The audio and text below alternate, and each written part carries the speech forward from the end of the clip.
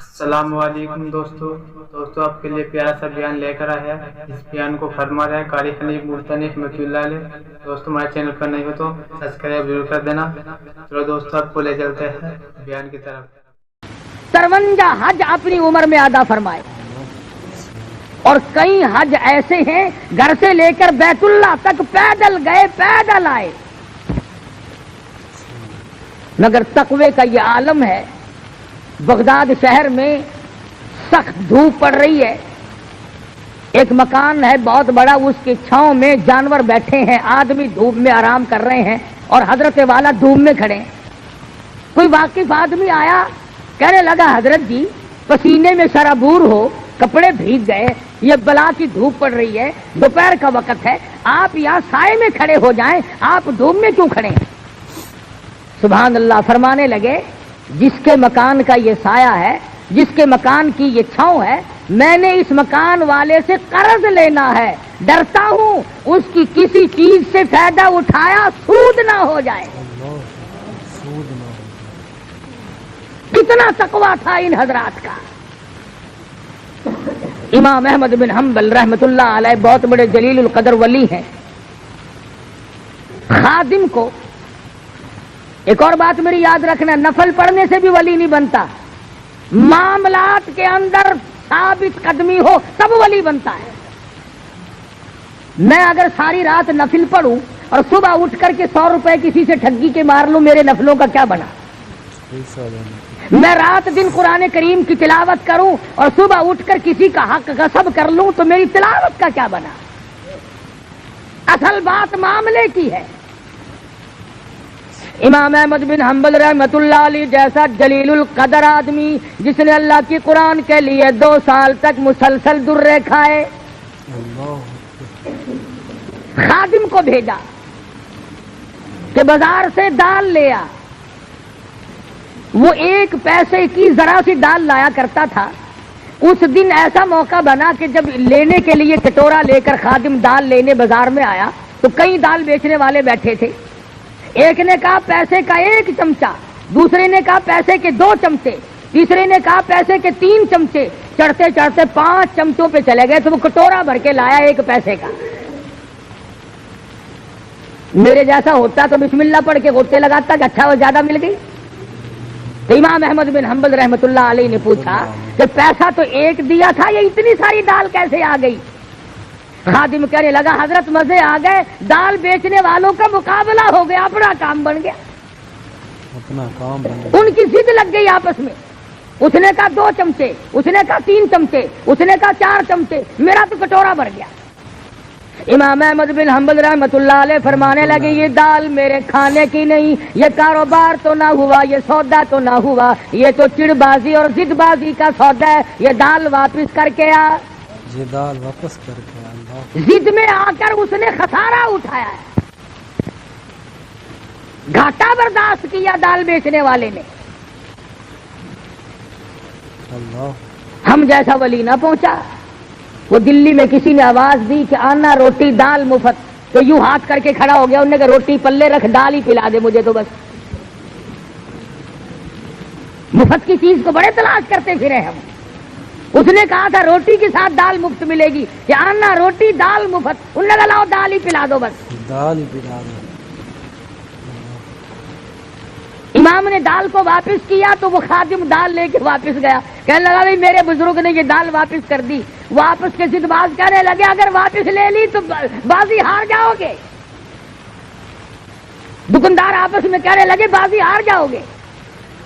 انہوں نے لی نہیں، وہ پھر واپس آیا۔ اب تو چاہیے تھا نا کہ لا یار بیٹھ کے اپنا رگڑا چڑھاؤ، نہیں لی تو نہیں صحیح، مگر امام احمد بن حنبل رحمت اللہ علیہ فرمانے لگے مسجد کے دروازے پہ کھڑے ہو جاؤ اور یہ اعلان کرو 1 پیسہ احمد بن حنبل کا لگا، دکانداروں کی ضد بازی ہوئی، یہ دال ہے کسی نے لینی ہو تو لے جاؤ۔ علماء کرام نے لکھا ہے 2 دن 2 رات تک آواز لگاتا رہا، کوئی اس دال کے لینے والا نہ ملا، کوئی اس دال کے لینے والا نہ ملا۔ کیا بات! کیسے نیک لوگ ہوں گے، کتنا حلال کھاتے ہوں گے، ان کے پیٹ میں کتنے حلال کے لقمے جاتے ہوں گے کہ تھوڑے سے صبح والی چیز کے لینے والا بغداد شہر میں کوئی نہیں ملا۔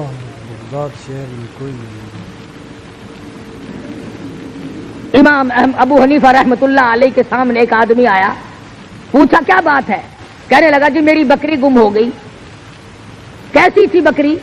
کہ جی بہت اچھے گوشت کی، فربار موٹی تھی۔ امام ابو حنیفہ رحمۃ اللہ علیہ نے معلوم کیا کہ بکری کی زیادہ سے زیادہ عمر کتنی ہوتی ہے؟ کسی نے بتلایا ماہر نے کہ 7 برس۔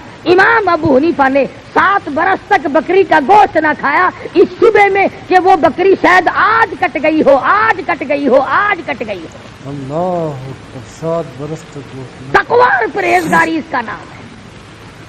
کپڑے کی تجارت کیا کرتے تھے امام صاحب، ایک تھان میں کوئی نقص تھا، ملازم نے پوری گٹھڑی کا سودا کر دیا، اب وہ چلی گئی۔ امام صاحب نے پوچھا کہ اس میں ایک تھان تھا، اس میں نقص تھا، تم نے وہ بتایا اسے؟ کہنے لگا جی میں تو بھول گیا بتلانا۔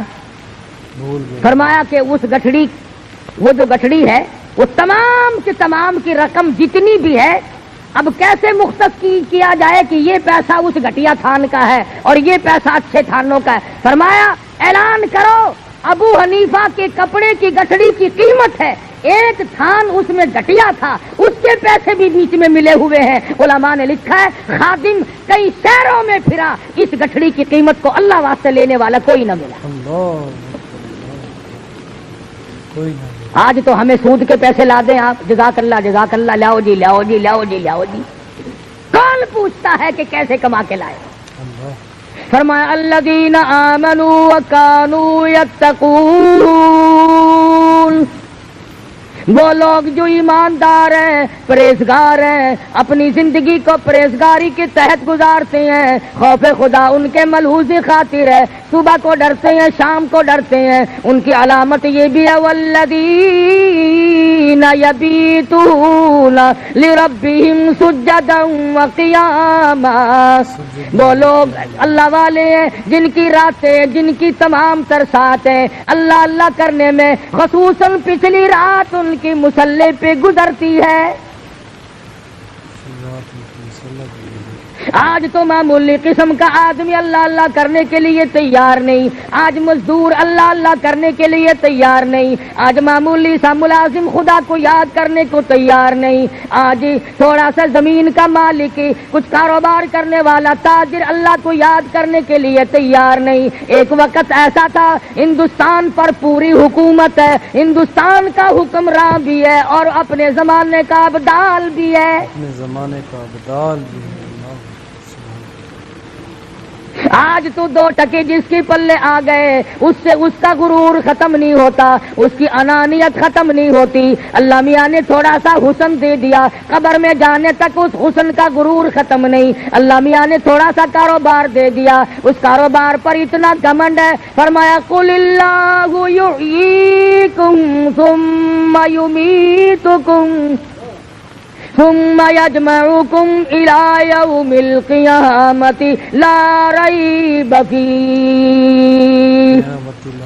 اور امیروں اور وزیروں اور سفیروں اور تاجروں اور ذمہ داروں اور پیروں اور بڑے بڑے مولویوں، میرا دربار بڑا مہنگا ہے، جب آؤ گے تو تم قل اللہ یحییکم، میں نے تمہیں زندگی دی، یہ نعمتیں میں نے عطا کی ہیں، ثم یمیتکم، میں تمہیں برباد کر دوں گا، ثم یجمعکم الی یوم القیامۃ لا ریب فیہ، پھر مجھے اپنی کبریائی کی قسم تم سب کو اپنے پاس کھڑا کر کے ایک ایک سانس کا حساب لوں گا، ایک ایک سانس کا حساب لوں گا کھڑا کر کے۔ اب تو نہ معلوم میرے اور تیرے دل کو کیا ہو گیا، ہماری آنکھوں کو کیا ہوا، ہمارے دماغ کو کیا ہو گیا۔ خدا کی قسم ایک ولی کی تمہیں بات سناؤں حیران ہو جاؤ گے، خواجہ قطب الدین بختیار کاکی سب کہہ دو رحمت اللہ علیہ، بہت بڑا ولی ہے، بہت بڑا ولی ہے۔ بابا فرید الدین شکر گنج رحمت اللہ علیہ پاک پٹن شریف والوں کا پیر ہے، بڑے بڑے ولیوں کا پیر ہے، بڑے بڑے بزرگوں کا پیر ہے۔ خواجہ قطب الدین بختیار کاکی رحمت اللہ علیہ دلی میں بہت بڑے ولایت کے منصب پہ فائز ہے۔ سبحان سبحان۔ موت تو پیروں کی بھی آتی ہے، موت تو مولویوں کی بھی آتی ہے، میں نے سنا ہے کہ صدروں کی بھی موت آ جاتی ہے، میں نے سنا ہے گورنر بھی مر جاتے ہیں، میں نے یہ بھی سنا ہے کہ وزیروں کے بنگلے بھی سنسان ہو جاتے ہیں، میں نے سنا ہے بڑے بڑے تاجروں سفیروں کی کوٹھیاں ویران ہو جاتی ہیں، کوٹھیاں ویران ہو جاتی ہیں۔ تھوڑی بہت ہی ملکیت کی تو کیا بات ہے، روئے زمین کے مالک چلے گئے، اللہ زمین اتنوں کو کھا گئی اور کبھی ڈکار نہ لی، اربوں خربوں انسان زمین میں کھپ گیا۔ خربوں خربوں انسان بنے۔ خواجہ قطب الدین بختیار کاکی رحمت اللہ علیہ کا آخری وقت آیا، وصیت نامہ لکھا۔ ہمارے یہاں تو وصیت نامے اس قسم کے ہوتے ہیں، چھوٹی کوٹھی چھوٹی بیوی کی، بڑی کوٹھی بڑی بیگم کی، فلاں رقبہ فلاں لڑکے کا، فلاں کار فلاں کی۔ ہم تو یہی لکھیں گے نا، اور ہم نے کیا لکھنا؟ اصل تو لکھنے کی نوبت ہی نہیں آتی، گول مول دھڑم کر کے بہت آتی ہے، فرصت ہی نہیں لکھنے کی۔ اور لکھے گا تو وہ جس کو موت کا یقین ہو، جس کا یہ خیال ہو کہ میری موت آئے گی۔ میرا تیرا تو یہ خیال ہے کہ ہم نے مرنا ہی نہیں، جو زمین میں چلے گئے موت ان کو الاٹ تھی، ہم کیوں مرے؟ اللہ پاک فرماتے ہیں اور تم تو کیا ہو، تم سے بڑے بڑے آئے اور جب میں نے ان کو جھٹکا دیا کیوں نہ کر سکے؟ اللہ یہ چونکہ ولی تھے، وصیت نامہ لکھ دیا، میرا جنازہ وہ جنازہ پڑھانے کی شرطیں لکھ ماری۔ پہلی شرط یہ ہے میری نماز جنازہ وہ آدمی پڑھائے، وہ آدمی میرا جنازہ پڑھا سکتا ہے جس میں 4 شرطیں پائی جائیں، جس میں 4 شرطیں پائی۔ میرا نماز جنازہ ہر آدمی نہ پڑھائے، ہر کوئی میرے جنازے کے لیے کھڑا نہ ہو، وہ آدمی پڑھائے جس میں 4 شرطیں پائی جائیں۔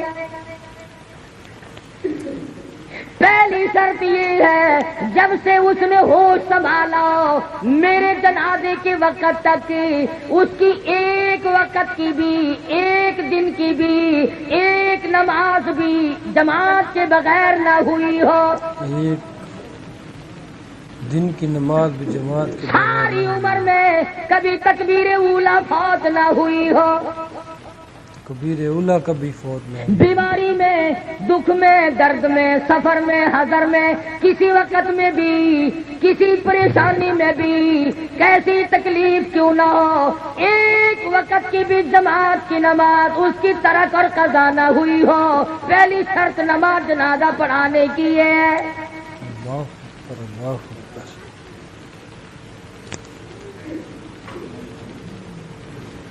اس زمانے میں لوگ ایسے مل جایا کرتے تھے۔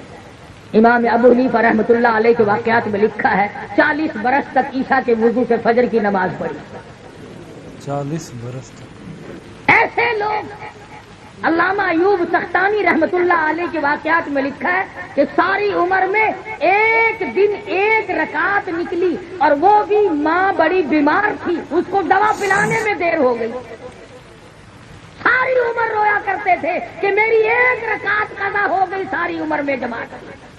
اللہ اللہ۔ ہمیں جماعت کی پرواہ بھی نہیں۔ علماء اکرام نے لکھا جماعت بہت بڑی شے۔ عبداللہ بن ام مکتوم رضی اللہ تعالیٰ عنہ مدینہ منورہ میں نابینا صحابی ہے، مدنی کریم صلی اللہ تعالی علیہ وسلم کی خدمت عالیہ میں حاضر ہوا، عرض کرنے لگا یا رسول اللہ میرے ماں باپ آپ پہ قربان ہو جائیں، محتاج ہوں، معذور ہوں، مجبور ہوں، نابینا ہوں، ٹھوکریں لگتی ہیں، ٹکر بھی لگ جاتی ہے، نماز کے لیے آتا ہوں، اگر آپ اجازت دیں تو میں گھر میں نماز ادا کر لیا کروں۔ گھر میں نماز ادا کر لیا کروں۔ رحمت دو عالم صلی اللہ علیہ وسلم نے فرمایا ہاں تو مجبور ہے گھر میں نماز ادا کر لیا کر۔ وہ ابھی پوچھ کر 10 قدم نہ گیا ہوگا کہ جبریل امین تشریف لائے۔ عرض کیا یا رسول اللہ، آپ نے عبداللہ بن ام مکتوم کو گھر میں نماز پڑھنے کی اجازت دے دی، حالانکہ ایسے لوگوں کی وجہ سے دوسروں کی نماز قبول کی جاتی ہے۔ سبحان اللہ، ایسے لوگوں کی وجہ سے دوسروں ایسوں کی وجہ سے تو دوسروں کی نماز مقبول ہوتی ہے، آپ نے اس کو گھر میں نماز کی اجازت کیوں دی؟ واپس بلایا اور فرمایا عبداللہ اذان سنتے ہو؟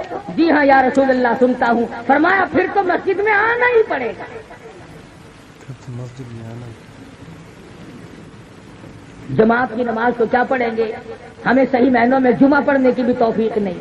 اللہ اللہ، کئی لوگ جمعے میں بھی چلاکی مارتے ہیں، خطبے میں آ جائیں گے، جماعت آخر رکعت میں آ کے رل جائیں گے اور اپنے دل میں خیال کرتا ہے کہ میں نے جمعہ پڑھ لیا، تجھے یہ معلوم نہیں کہ گھاٹا کتنا پڑا۔ اللہ علماء اکرام نے لکھا ہے خطبے کی اذان ہوتی ہی وہ فرشتے جو دروازوں پہ کھڑے ہوتے ہیں وہ اپنے کاغذات کو بند کر کے خطبہ سننے بیٹھ جاتے ہیں۔ جمعے کی فہرست میں تیرا نام ہی نہیں،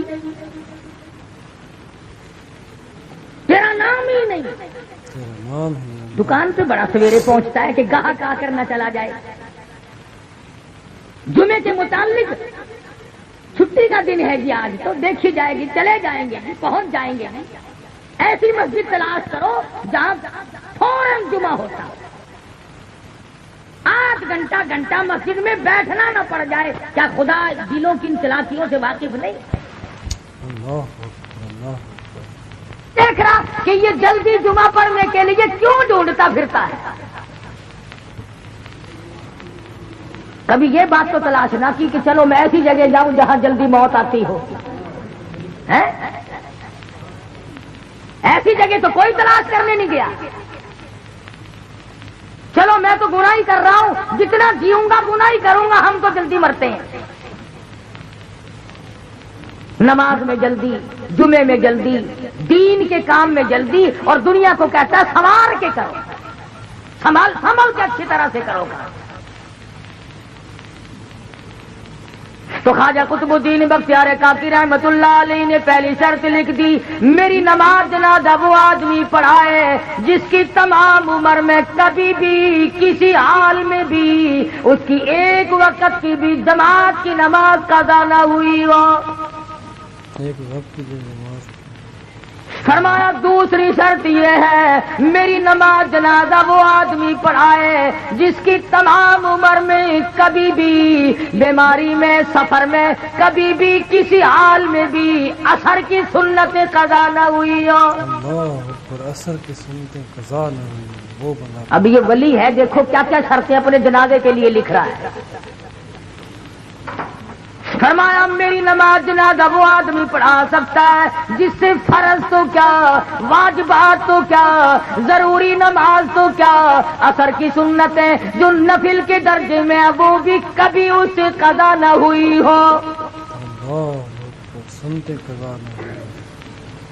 فرمایا تیسری شرط یہ ہے میری نماز جنازہ وہ آدمی پڑھا سکتا ہے، ایسا آدمی میری نماز جنازہ پڑھائے جس کی ساری عمر میں کبھی بھی کسی حال میں بھی تہجد کی نماز قضا نہ ہوئی ہو۔ تہجد کی نماز قضا نہ ہوئی۔ اس لیے کہ تہجد کی نماز کو خاص دخل ہے ولایت کے ساتھ، امن ہوا قانت آناء اللیل ساجدا وقائما یحذر الآخرۃ ویرجو رحمت ربی۔ ساری رات سجدوں میں گزار دے، اللہ کے حضور میں گزار دے، اور فرمایا تہجد ولی کیوں نہ پڑھے، نبی کو حکم ہو رہا ہے یا ایھا المزمل قم اللیل سبحان اللہ، سبحان الا قلیلا نصفہ او انقص منہ قلیلا۔ اور کالی کملی اوڑھنے والے اٹھو اور میرے سامنے کھڑے ہو کر قرآن کی تلاوت کرو۔ اللہ اکبر، قرآن کی تلاوت۔ نبی کو خدا حکم دیتا ہے کہ رات کو اٹھ کر میری یاد کر۔ ولی ساری رات عبادت میں گزارتا ہے۔ ہمارے زمانے کے بعض پیر سے پوچھو نا، حضرت جی نماز نہیں پڑھ دے، آخر میں مدینے پڑھ کے آنا۔ اللہ میں مدینے پڑھا روٹی اتوں رگڑدا ہے سارے کھانے تے پینے تے پہننے تے سارا رگڑا اتوں چاڑتا ہے تے نماز مدینے پڑھتا ہے خواجہ قطب الدین پیر ہے ولیوں کا ولی ہے بہت بڑا بزرگ ہے کہتا ہے میری نماز جنازہ وہ آدمی پڑھائے جس کی ساری عمر میں ایک دن کی بھی تہجد کی نماز قضا نہ ہوئی ہو وہ پڑھائے جس کی تہجد کی نماز ایک دن کی بھی قضا نہ یہ تین شرطیں جو تھی یہ تو تقوی کی تھی اللہ اللہ کرنے کی تھی نماز جماعت کی عصر کی سنتیں تہجد کی نماز یہ تو کرنے کی تھی اور چوتھی شرط ان سے بھی مہنگی ان سے بھی چوتھی شرط ان سے بھی زیادہ مہنگی اور گرم ہے اور بہت زیادہ سخت ہے فرمایا لوگو میری نماز جنازہ وہ آدمی پڑھائے جس کی تمام عمر میں کبھی بھی کسی حال میں بھی ساری زندگی میں غیر عورت پہ اس کی کبھی نگاہ نہ پڑی ہو غیر عورت پر نکاح بھی نہ پڑی ہو میری نماز جنازہ وہ آدمی پڑھائے جس نے ماں بہن بیٹی بیوی کے سوا پانچویں عورت کو نگاہ سے نہیں دیکھا یہ مسئلہ سب سے زیادہ مشکل ہے انتہائی مشکلات میں سے ایک یہ مسئلہ مشکل ہے کہ کوئی غیر عورت کو نہ دیکھے تم اگر نہ دیکھنے کی کوشش کرو گے تو وہ ٹکر مارتی ہے کرے کیا بچ کے کیسے جاؤ گے بعض بے وقوف لوگوں کو کہتے ہوئے سنا ہمارے گھر کے تو بہت سیانے اور ہوشیار ہیں جی اپنے بھی میرے بھی کپڑے خود ہی لے آتے ہیں گھر کا سودا پتا بھی خود ہی لے آتی ہے کیا انسانیت ہے یہ مردانگی ہے تیرا کیا مرد پڑا ہوا عورت کی کمائی کھا کے گزارا کرنے والا کبھی مرد ہو سکتا ہے استغفر اللہ ڈوب کے مر جانا چاہیے ایسے مرد کو جو عورت کی کمائی کھاتا ہو نگاہ کی حفاظت مدنی کریم صلی اللہ تعالی علیہ وسلم کے زمانے سے صحابہ کرام میں اتنی تھی یہودی عیسائی دین کے اگرچہ دشمن تھے مگر اپنی جوان بیٹیوں کو جوان بہنوں کو سال سال دو سال کے لیے تجارت کے لیے جاتے تھے مسلمانوں کے گھر میں چھوڑ جاتے تھے خدا کی قسم کبھی کسی مسلمان پہ جھوٹا الزام بھی نہیں لگا سبحان سبحان کبھی مسلمان کافروں کی بیٹیوں کی عزت کی حفاظت کیا کرتا تھا ان کی آبرو کی حفاظت کیا کرتا تھا آج تیری آبرو سڑکوں پہ رلتی پھرتی ہے آج تیرا دیوالیہ نکل گیا اور احساس تک نہیں کہ ہو کیا رہا ہے احساس تک نہیں مصر کے کمانڈر نے فاروق اعظم رضی اللہ تعالی عنہ کا زمانہ اور دور ہے مصر کے کمانڈر نے خط لکھا فاروق اعظم کو کہ حضرت ایک بہت بڑی مشکل آ پڑی ایک بہت بڑی پریشانی آ پڑی اس کا علاج لکھو میں تو بڑا پریشان ہوں اور وہ یہ کہ میری فوج مسلمان فوج ایک علاقے سے گزرنی ہے اور رستہ کوئی نہیں عیسائیوں نے سازش کی ہے عیسائیوں نے تدبیر بنائی مکر کیا ہے اور وہ یہ کہ سینکڑوں لڑکیوں کو اکٹھا کیا خوبصورت لڑکیوں کو انتخاب کر کے چھانٹ کے ان کو لایا گیا ان کو ہار و سنگار کیا گیا ان کو زیبتن کیا گیا ان کو گانا بجانا اور ڈانس گانا بجانا یہ مجلس چلائی مسلمان جب قوم فوج ادھر سے گزرے گی تو یہ لڑکیاں ناچیں گی گاویں گی تاکہ مسلمان کے دل میں میل آ جائے اللہ اور مسلمانوں کافر کا بھی عقیدہ ہے کہ اگر مسلمان کے دل میں میل آ گیا تو اس کا بیڑا غرق ہو جائے گا کافر کا یہ عقیدہ ہے پر آج تیرا عقیدہ نہیں کافر کا یہ عقیدہ تو بچتا نہیں ہر گھر سے کنجری کی آواز آتی ہے، ہر گھر سے کنجر کی آواز آتی ہے، بہو بیٹیاں بھی، بڑے چھوٹے امیر غریب، سفید داڑھی آ گئی، موت کا پیغام منہ پہ موجود ہے، کہتا ہے تن میرا شا پڑ گیا، پیری سے گردن جھک گئی، اب تو جھک ہے سرکس خدا کے سامنے۔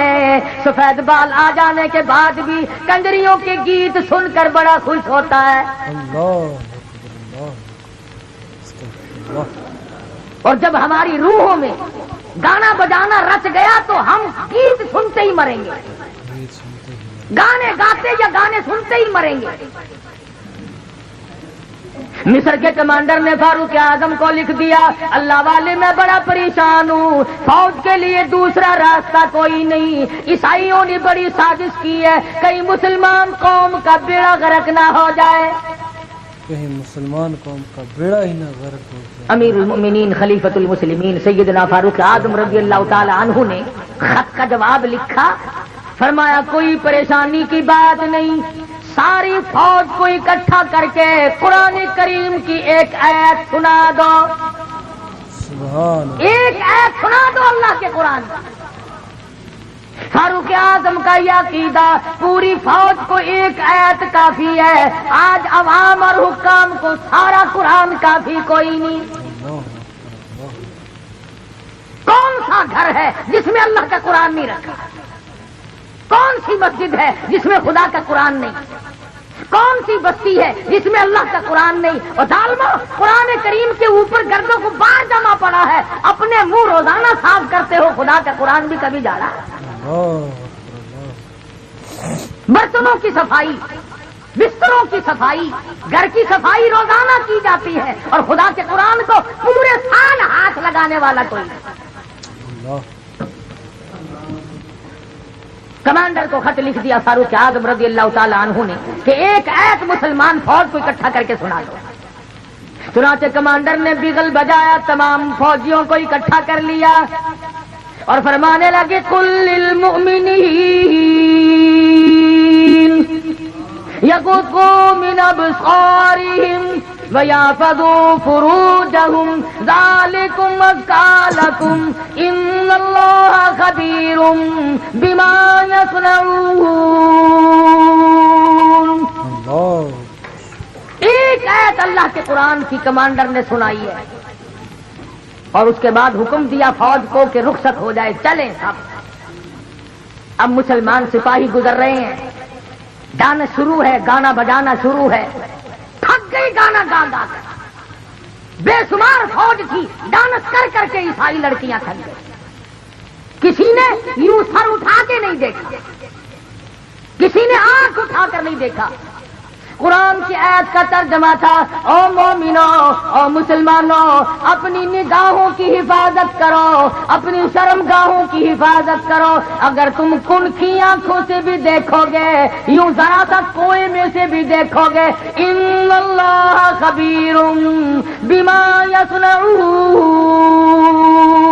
میں تمہاری ساتھ ہوں، میں تمہیں دیکھ رہا ہوں، میں دیکھ رہا ہوں، اگر تم نے ان لڑکیوں کی طرف آنکھ اٹھائی تو میں خدا دیکھ رہا ہوں، میں خدا دیکھ رہا ہوں۔ فوج نے قرآن کی ایک آیت سنی اور چل دیے، نکل رہے ہیں، جا رہے ہیں، کوٹھوں پہ لڑکیاں ناچ ناچ کے تھک گئی، ڈانس کر کر کے تھک گئی۔ بالآخر جب تقریباً ساری فوج نکل گئی، دو چار آدمی رہ گئے، ایک لڑکی کہنے لگی، ارے یہ حسن کا نظارہ، یہ جمال، یہ رقص و سرود، یہ گانا بجانا، ہم نے پورا زور لگا دیا، کسی نے آنکھ اٹھا کر نہیں دیکھا، یہ ساری فوج اندھوں کی تو نہیں، اور سارے اندھے تو نہیں، کوئی تو دیکھو، سر تو اٹھاؤ۔ لڑکیوں کی یہ بات سن کر ایک مسلمان سپاہی چلتا چلتا، یوں نظریں کر رکھی ہیں، چلتا چلتا کہنے لگا کیسے کوئی دیکھے گا، سارے کے سارے اللہ کا قرآن سن کے آئے ہیں، سارے اللہ کا قرآن سن کے آئے ہیں، کوئی نہیں دیکھے گا۔ اللہ غنی، عیسائی لڑکیاں کہنے لگی وہ کیسا قرآن ہے جو اتنے بڑے جمال کے نظارے سے روک دے، اتنے حسن سے روک دے، گانے بجانے سے روک دے، یہ طرح طرح کے ڈانس ہم نے کیے ان کو دیکھنے سے روک دے، وہ کیسا کلام ہے جس میں اتنی قوت ہے، اتنی اسپرٹ ہے، اتنی شجاعت ہے، اتنی جرأت ہے۔ اور جانے والوں وہ قرآن ہمیں بھی سناتے جاؤ، جانے والوں وہ قرآن ہمیں بھی سناتے جاؤ، سبحان اللہ، وہ خدا کا قرآن ہمیں بھی سناتے جاؤ۔ کیا جذبہ ایک ہے۔ مسلمان سپاہی نیچے نظریں کی ہوئی ہیں، چلتا بھی جاتا ہے اور کہتا ہے قل للمؤمنین یغضوا من ابصارهم ویحفظوا فروجهم ذلکم ازکی لکم ان اللہ خبیر بما یصنعون۔ ادھر مسلمان سپاہی قرآن پڑھتا جاتا ہے، ادھر پرندوں کی طرح لڑکیوں نے چھلانگ لگا کر کے نیچے آنا شروع کر دیا۔ اور قرآن پڑھنے والوں نہ چھوڑ کے جاؤ، ہمیں بھی ساتھ لے جاؤ۔ علماء نے لکھا ہے ایک آیت سن کر کئی 100 عیسائی لڑکی مسلمان بنے، اور ہم مسلمان ڈوب کے مر جائیں، سارا قرآن سن کر کے بھی آج تک مسلمان نہ بنے، آج تک مسلمان نہ بنے۔ تو خواجہ قطب الدین بختیار کاکی رحمت اللہ علیہ نے چوتھی شرط لکھ ماری، فرمایا میری نماز جنازہ وہ آدمی پڑھائے جس کی ساری عمر میں کبھی بھی کسی حال میں بھی غیر عورت پہ اس کی نظر نہ پڑی ہو۔ نماز جنازہ وہ پڑھائے جس کی پوری زندگی میں غیر عورت پر نظر۔ دلی میں خواجہ قطب الدین بختیار کاکی رحمت اللہ علیہ کا انتقال ہو گیا۔ میرٹھ، غازی آباد، مراد آباد، پانی پت، سہارنپور، پوری دنیا میں لوگوں نے شور مچایا، اتنی مخلوق آئی۔ علماء کرام نے لکھا ہے کہ کئی لاکھ آدمی جنازہ پڑھنے آئے۔ جنازہ رکھا ہوا ہے، تھوڑی تھوڑی سی دیر کے بعد وصیت نامہ پڑھ کے سنا دیا جاتا ہے کہ بھی خواجہ صاحب نے یہ لکھا ہے، دیکھ لو، جس میں یہ 4 شرطیں پائی جاتی ہو وہ آگے آؤ اور جنازہ پڑھاؤ۔ مفتی موجود تھے، قاضی موجود تھے، قاری موجود تھے، عالم موجود تھے، مگر اپنے اندر 4 شرطیں مکمل نہیں دیکھتے تھے، کسی نے ہمت نہ کی کہ آگے بڑھ کر جنازہ پڑھائے۔ سچائی کا زمانہ تھا۔ آج اگر کوئی لکھ کے بھی رکھو گے نا تو چھلانگ لگا کر پہلے مسلح پہ وہ آئے گا جس نے کبھی فرض پڑے ہی نہیں ہوں گے۔ انہوں نے کہا چلو اور نہیں تو اخبار میں فوٹو تو آئے گا۔ ہاں ہاں، کبھی آج شام کو جا کر کے سارے سرانے لکھ کے رکھ دو، بغیر جنازے کے جانا پڑے گا، پڑھانے والا ملے گا ہی نہیں انشاءاللہ۔ ان شرطوں والا تجھے ملنا ہی نہیں۔ اس وقت میں نہیں ملا تو آج کیسے ملے گا؟ آج کیسے ملے گا؟ خواجہ قطب الدین بختیار کاکی رحمت اللہ علیہ کا جنازہ رکھا ہے، سارا دن گزر گیا، علماء موجود ہیں، محدثین موجود ہیں، بڑے بڑے ولی موجود ہیں، مگر کوئی جنازہ پڑھانے کی ہمت نہیں کرتا۔ جنازہ پڑھانے کی کوئی ہمت ہی نہیں کرتا۔ اللہ، بالآخر شام ہوئی، ایک آدمی اگلی صف میں سے نکلا اور خواجہ قطب الدین بختیار کاکی رحمت اللہ علیہ کے جنازے کے قریب پہنچا اور منہ سے کفن کا کپڑا اٹھا کے کہنے لگا، او اللہ والے، سمجھ گیا ہوں، جانتا ہوں کسے لکھ کے گئے ہو، کسے حکم دے رہے ہو۔ او خواجہ تجھے کیا ملا؟ میرا حال یا رب جانتا تھا یا خواجہ جانتا تھا، اور تجھے کیا ملا میرا راز فاش کر کے؟ تجھے کیا ملا میرا راز فاش کر کے؟ اللہ، میں چاہتا تھا تیرے سوا، میرے رب کے سوا میرا حال دنیا میں کوئی نہ جانے۔ میں نے مخفی زندگی گزاری ہے، اب بڑی مجبوری ہے، آپ نے شرطیں لکھ دی، اب اگر میں اپنا راز چھپاتا ہوں تیرا جنازہ پڑھانے والا کوئی نہیں، جنازہ پڑھانے اور اگر تیرا جنازہ پڑھاتا ہوں پھر میرا راز باقی کوئی نہیں۔ پھر میرا راز یا میرا راز کھلتا ہے یا پھر تیرا جنازہ رہتا ہے۔ او خواجہ تجھے کیا ملا، خود رخصت ہو گئے، مجھے دنیا والوں کے سامنے رسوا کر گئے۔ دنیا والوں کے سامنے رسوا، میں چاہتا تھا تیرے سوا، میرے رب کے سوا میرا حال کوئی نہ جانے، میں یوں ہی اپنے رب کے حضور جانا چاہتا تھا۔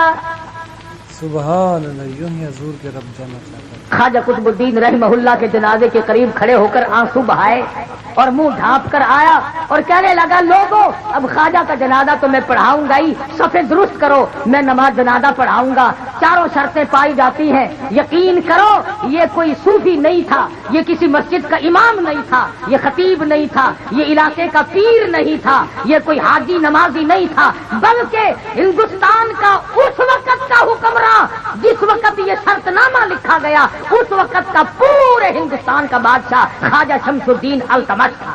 سبحان اللہ، ہندوستان کا بادشاہ خواجہ پورے ہندوستان کا حکمراں، اور ساری عمر میں ایک جماعت کی نماز نہ گئی، بادشاہ ہو اور تہجد کی نماز قضا نہ ہو، اللہ، بادشاہ ہو اور عصر کی سنتیں کبھی نہ چھوٹی ہو، بادشاہ ہو اور بہن بیٹی اور بیوی اور ماں کے سوا کبھی عورت نہ دیکھے۔ اللہ،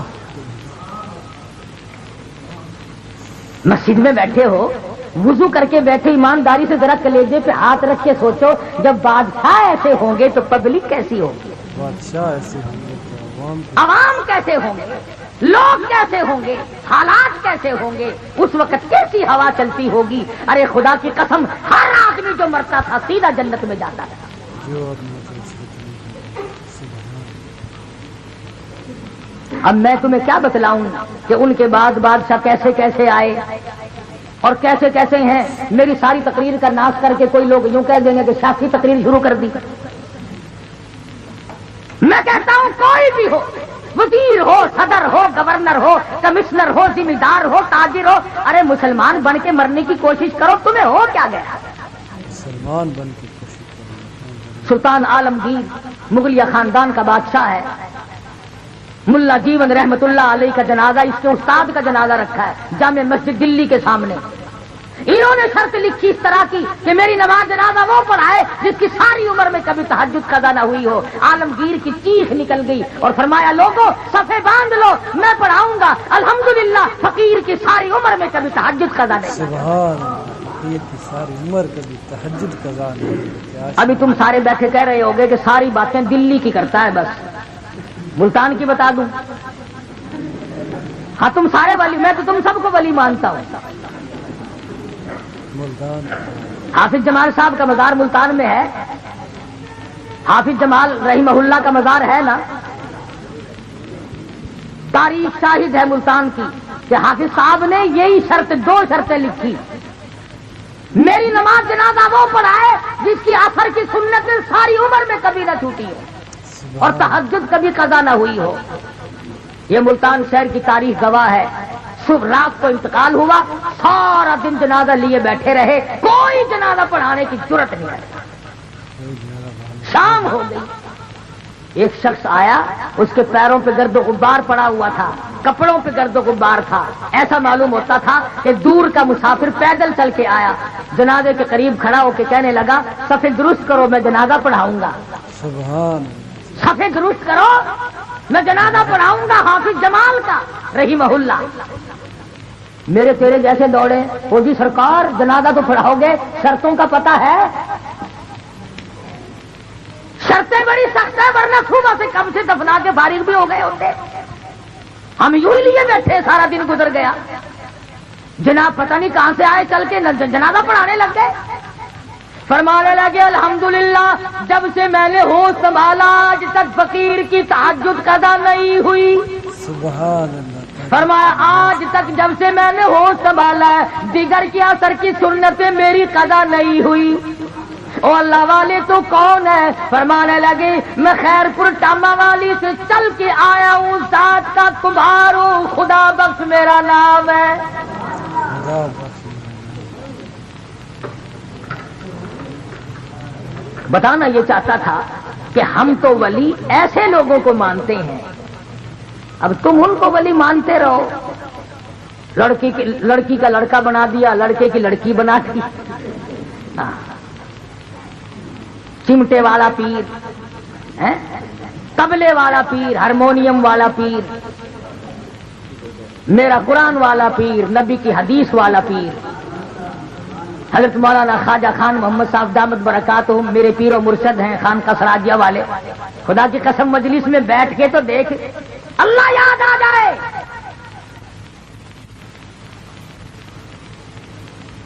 اگر طبلے اور ہارمونیم کھڑکانے سے ولی بنتا ہے تو پھر عطا اللہ ملنگ سب سے بڑا ولی نہیں؟ ہاں ہاں سوچو ذرا، خدا کے بندوں کچھ انصاف کرو، اپنے دل میں انصاف کرو، کچھ جا کر دیکھو، قبر میں جانا ہے آپ کو۔ اس لیے اچھے ولیوں کی، اچھے پیروں کی شناخت کرو، پہچان کرو۔ اللہ پاک مجھے اور آپ کو سچا عمل کرنے کی توفیق عطا فرمائے۔ وآخر دعوانا ان الحمدللہ رب العالمین۔